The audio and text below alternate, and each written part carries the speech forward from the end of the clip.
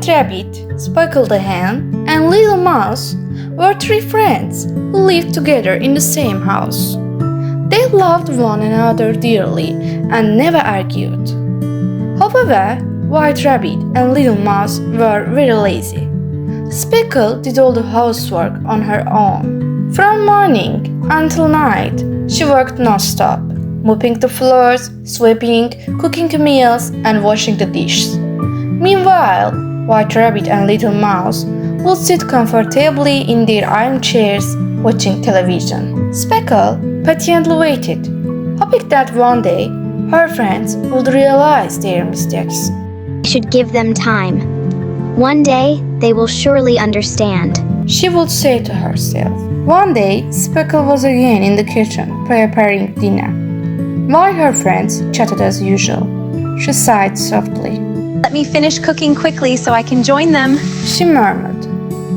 But deep down, their carelessness upset her. It was time to make them aware. She leaned out of the kitchen and called. Who peel the potatoes? I don't. Speckle said nothing. After a while, she called again. Then who will chop the onions? Nothing had changed. Rabbit and Mouse repeated the same answer. Speckle felt disappointed, so she quietly left to stay with her hen friends. For a while, she needed some rest. Evening came. The two lazy friends began thinking about dinner, but Speckle was nowhere to be found. They realized they would have to prepare something themselves. With great difficulty, they cooked a meal and cleaned the house. Only then did they truly understand how hard Speckle had been working all this time. Most importantly, they realized their mistake.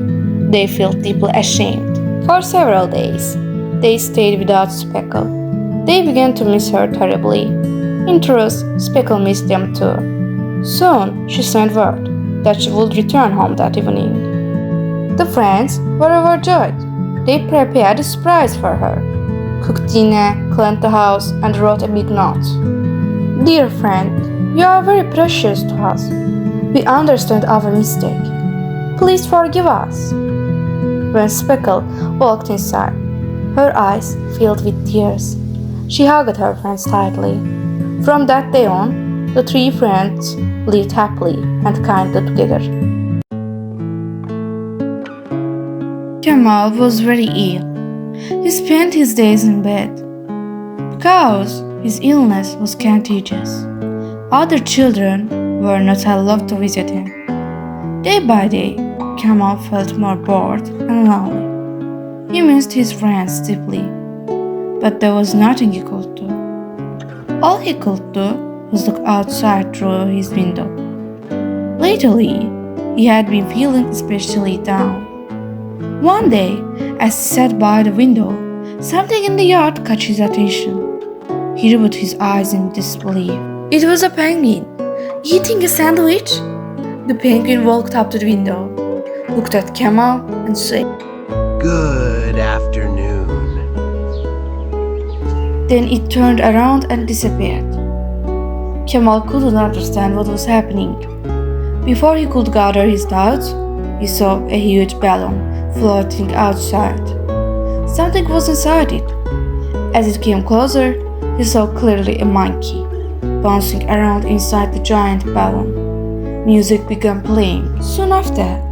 Ada wearing glasses and a god playing a tambourine gave Kemal a real concert in the yard. Kemal was both shocked and overjoyed. He felt as though he had forgotten how to be happy. Now his happiness had no limits. He promised himself he would tell his friends everything once he got better. But who would believe such a story? The surprise filled him with hope. He began looking at life more positively. Not long after, doctors came to examine him at home. Everything seemed better. Day by day, Kemal recovered.